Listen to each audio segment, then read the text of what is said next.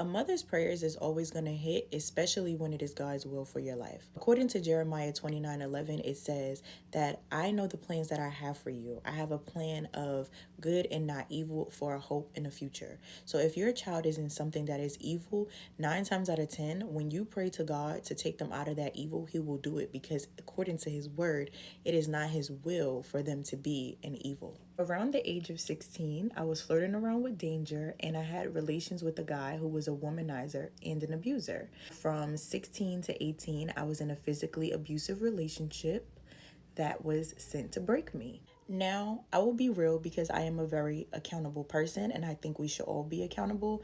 I did go into the danger that pursued me. I won't say that I didn't go into it and this was for a reason. Stay with me.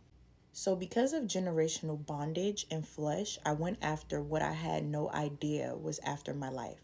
In honesty, I will not say that God didn't try to warn me, because He did. He sent someone that I used to be friends with, but because this person was a troublemaker and a gossiper, I decided not to listen to them.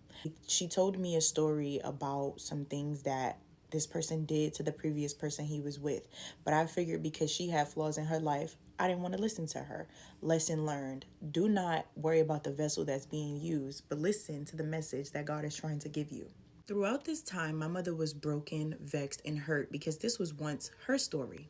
No, I didn't have any children with this man, thank God. However, my mom did tell me that previously, before her, that she witnessed her mom being abused in certain ways in her life. After much trial and error, my mother finally decided to start praying for me. And when she started to pray for me, I was on the other side of where I was at in bondage, and I was praying to get out as well.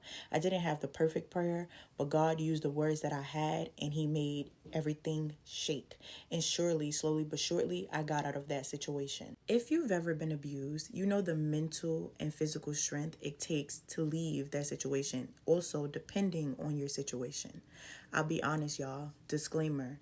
I left that situation with bite marks in my back, a busted lip, and a scarred under eyelid that I still deal with today. The only difference is you cannot see it.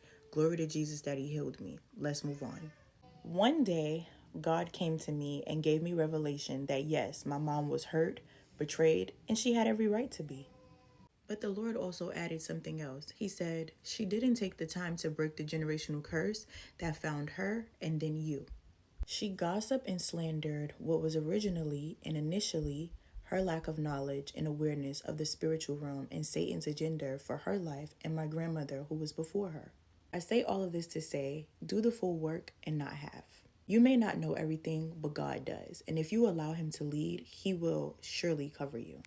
Today I am free from what my mother's prayers broke, but I also stand in the gap for what my mother didn't break, so that my daughter today and my future children don't have to stand in the gap for themselves and live free away from generational curses and bondage.